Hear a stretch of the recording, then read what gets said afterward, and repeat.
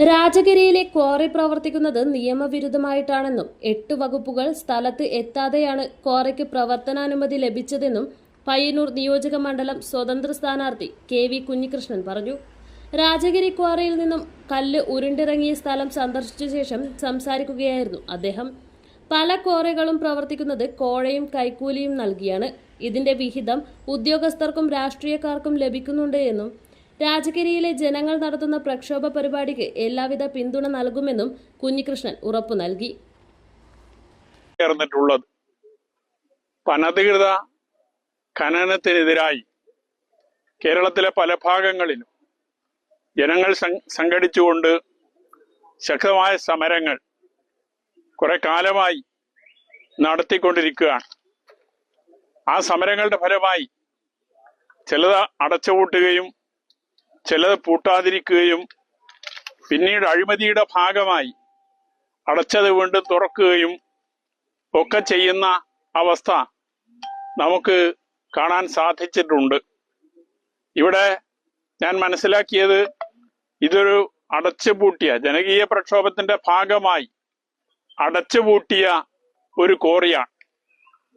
ആ അടച്ചുപൂട്ടിയ ക്വാറിക്ക് 8ഓളം സർക്കാർ വകുപ്പുകൾ ഈ പ്രദേശം സന്ദർശിക്കാതെ തന്നെ ലൈസൻസ് പുതുക്കി കൊടുക്കാൻ ആവശ്യമായ നടപടികൾ സ്വീകരിച്ചു എന്നാണ്. ഈ സ്ഥലം സന്ദർശിക്കാതെ ഈ നിലയിൽ 8ഓളം വകുപ്പുകൾ ലൈസൻസ് പുതുക്കി കൊടുക്കുന്നതിന് വേണ്ടിയുള്ള നടപടികൾ സ്വീകരിച്ചിട്ടുണ്ട് എങ്കിൽ അതിൽ എത്രത്തോളം അഴിമതി നടന്നിട്ടുണ്ട് എന്ന് പ്രത്യേകിച്ച് പറയേണ്ട കാര്യമില്ല, നമുക്കെല്ലാം ഊഹിക്കാൻ സാധിക്കുന്നതാണ്.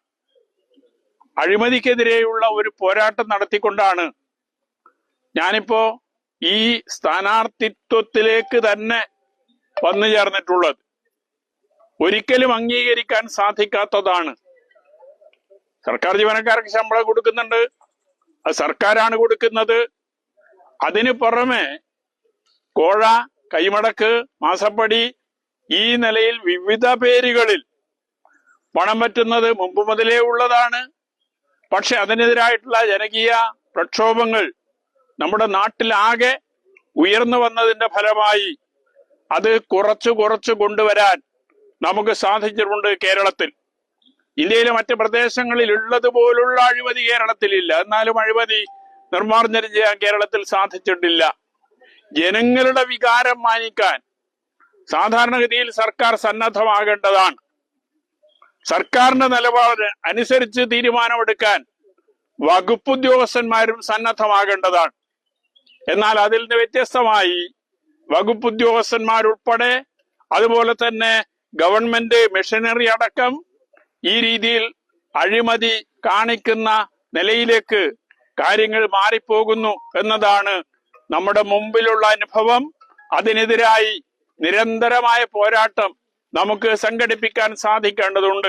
ഇതിപ്പോ ഒരു വാഹനം പോകുന്ന സന്ദർഭത്തിലാണ് ഈ കല്ല് താഴെ ഉള്ളത് എങ്കിൽ ആ വാഹനത്തില് സഞ്ചരിച്ചിരുന്ന എല്ലാവരും മരണപ്പെടുമായിരുന്നു എന്ന കാര്യത്തിൽ ഒരു തർക്കവുമില്ലല്ലോ. ആ വാഹനത്തിന്റെ മേലെ തട്ടി പോവുകയാണ് എങ്കിൽ ഈ കല്ല് ഇവിടെ നിൽക്കുന്നില്ല, താഴേക്ക് വീണ്ടും പോകും. അപ്പൊ ഇത് സമൂഹത്തിൽ ഉണ്ടാകുന്ന പ്രത്യാഘാതം മനസ്സിലാക്കാൻ ഉദ്യോഗസ്ഥന്മാരും സർക്കാരും എല്ലാം സന്നദ്ധമാകേണ്ടതുണ്ട്.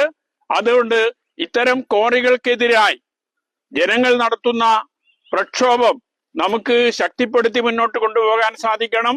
അത്തരം ജനകീയ പ്രതിഷേധങ്ങൾക്ക്, പ്രക്ഷോഭങ്ങൾക്ക് എല്ലാ തരത്തിലുമുള്ള സഹായം എന്റെ ഭാഗത്ത് നിന്നുണ്ടാകും എന്ന് മാത്രം നിങ്ങളോട്.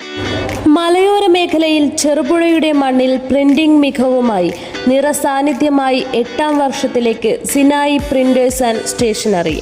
Offset printing, digital printing, banner printing എന്നീ പ്രിന്റിംഗ് മേഖലയിൽ കാലത്തിനൊത്ത അപ്ഡേറ്റുമായി ഏറ്റവും നൂതന മെഷീനറീസുമായി തേരോട്ടം തുടരുന്നു. Sinai printers ID card, wedding card, mug printing, photo frame എന്നിവ നിങ്ങളുടെ കൈകളിലേക്ക് കാലതാമസം കൂടാതെ സിനായി പ്രിന്റേഴ്സ് ഒരുക്കുന്നു. പ്രിന്റിംഗ് ടെക്നോളജിയിൽ ഡിപ്ലോമ കരസ്ഥമാക്കിയ ഒരു കൂട്ടം ചെറുപ്പക്കാർ എന്നും ഒരു മുതൽക്കൂട്ടായി സിനായി പ്രിന്റേഴ്സിനൊപ്പം ചേർന്ന് പ്രവർത്തിക്കുന്നു. നാളിതുവരെ തന്ന സ്നേഹത്തിനും സഹകരണത്തിനും ഹൃദയത്തിന്റെ ഭാഷയിൽ നന്ദി.